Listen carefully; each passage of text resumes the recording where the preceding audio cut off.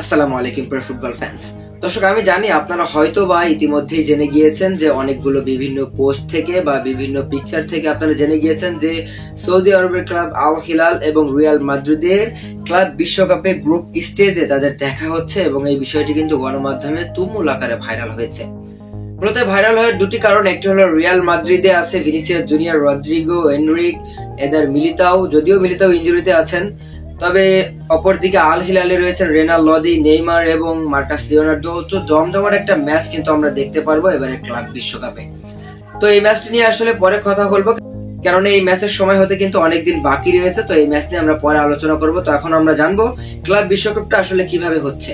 মূলত ক্লাব বিশ্বকাপে আসলে পুরো বিশ্ব থেকে মোট 32টি ক্লাব অংশগ্রহণ করতে পেরেছে। এবারই প্রথম শুরু হয়েছে এই ক্লাব বিশ্বকাপের এই নিয়মটা, এবং যে নিয়মের মাধ্যমে কিন্তু 32টি দলকে মোট 8টি গ্রুপে বিভক্ত করা হয়েছে, যেখানে এক একটি করে গ্রুপে 4টি করে দল রয়েছে।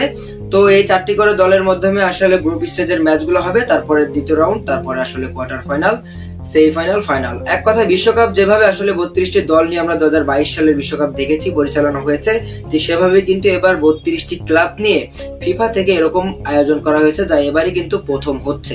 এর আগের ক্লাব বিশ্বকাপ গুলোতে এরকম নিয়ম ছিল না, বা এরকম একটানা একটা টুর্নামেন্ট খেলানোর নিয়ম ছিল না। তো এবারের ক্লাব বিশ্বকাপটা অনেক বেশি জমজমাট হবে, কেননা প্রথমবার আসলে ক্লাব বিশ্বকাপ আয়োজন হতে যাচ্ছে। তো ক্লাব বিশ্বকাপে আসলে তারপরে গ্রুপ স্টেজের এই ম্যাচ নিয়ে আসলে কথা বললে আসলে ভিডিও অনেক বড় হয়ে যাবে, তো আমি আজকে আর কথা বলতে চাচ্ছি না। তবে আমি জানিয়ে রাখছি, ক্লাব বিশ্বকাপে গ্রুপ স্টেজের ম্যাচে নেইমার জুনিয়রের আল হিলাল এবং রিয়াল মাদ্রিদ মুখোমুখি হবে। তো এই ম্যাচটিতে আসলে নেইমার জুনিয়র থাকবে কিনা এরকম সন্দেহ যাদের আছে, তাদের উদ্দেশ্যে একটা কথা বলি। ইতিমধ্যেই একটা ইন্টারভিউতে নেইমার জুনিয়রের বাবা এবং নেইমার জুনিয়র নিজেও কিন্তু জানিয়েছেন যে তিনি 2025 সালের ক্লাব বিশ্বকাপ খেলেই সৌদি আরব থেকে বিদায় নেবেন। তো অতএব নেইমার জুনিয়র কিন্তু সৌদি আরবেই থাকছেন, আল হিলালেই থাকছেন। তিনি আল হিলালের হয়ে খেলবেন ক্লাব বিশ্বকাপ, তিনি যদি পরিপূর্ণ ফিট থাকেন। আর অপরদিকে Real মাদ্রিদে Vinicius, Rodrigo, Enrique, Militao এরা তো আছেই।